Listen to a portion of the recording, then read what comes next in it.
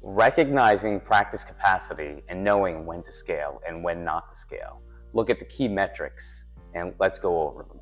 In the world of outpatient physical therapy, we're always searching for the next new patient. There is a way to scale your operations, and the question is, do we need more new patients or do we need better systems? Let's dig in now. While there is some truth to the idea that the patient volume fuels the financial engine, unchecked growth without operational alignment can cause more harm than good.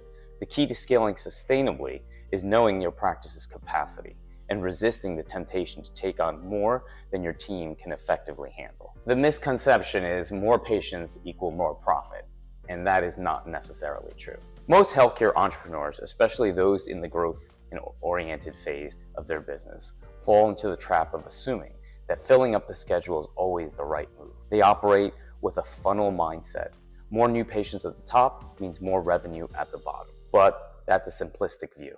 In reality, if a clinic lacks the operational systems, staff, or scheduling flexibility to handle the increased load, new patient volume will quickly become a liability. Overextended clinicians, rush visits, schedule bottlenecks, and patient churn can diminish care quality, eroding your team's morale and ultimately hurting the bottom line. Here's why capacity awareness matters. Understanding your capacity is about far more than knowing how many patients you can technically treat in a day.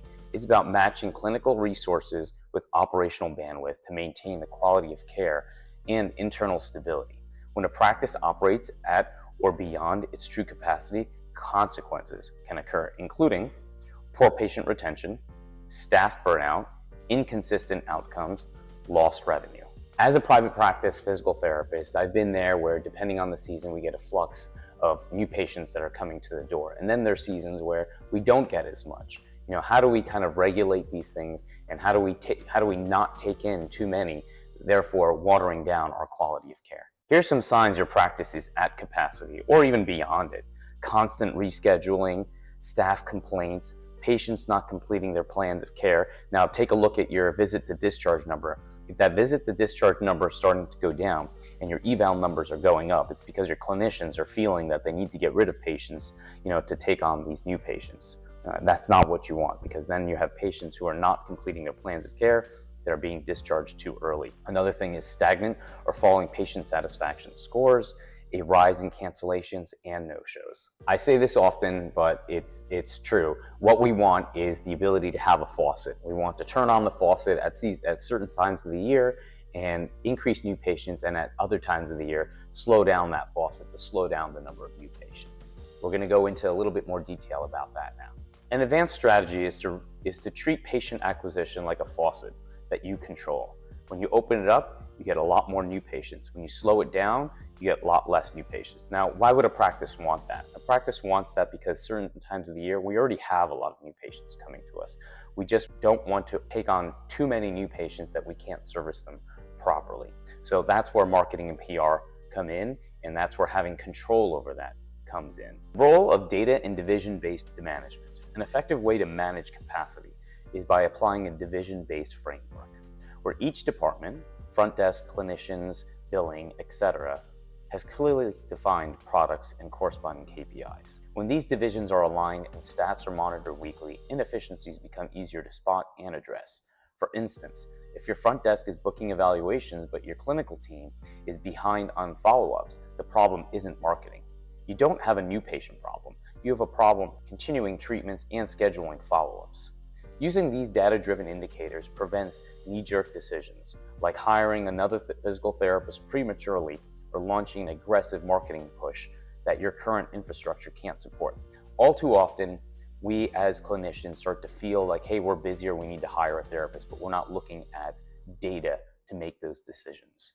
This management skill is taking a look at the data before you make an inappropriate hire.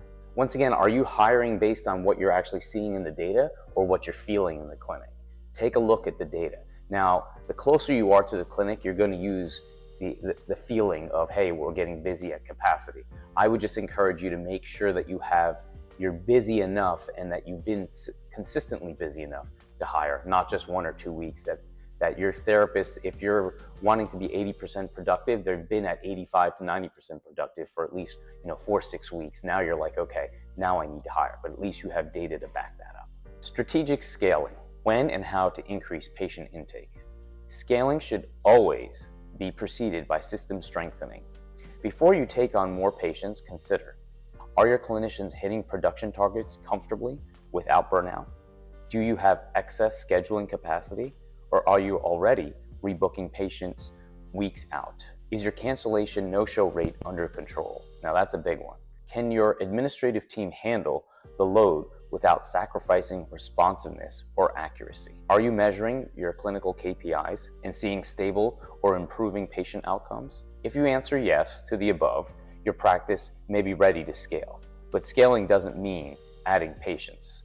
It could mean hiring additional clinical staff or support staff, opening up new shifts and extending hours, investing in technology or automation to streamline workflows, expanding to new locations. If your current systems are repeatable and scalable, adding new locations is a smart idea.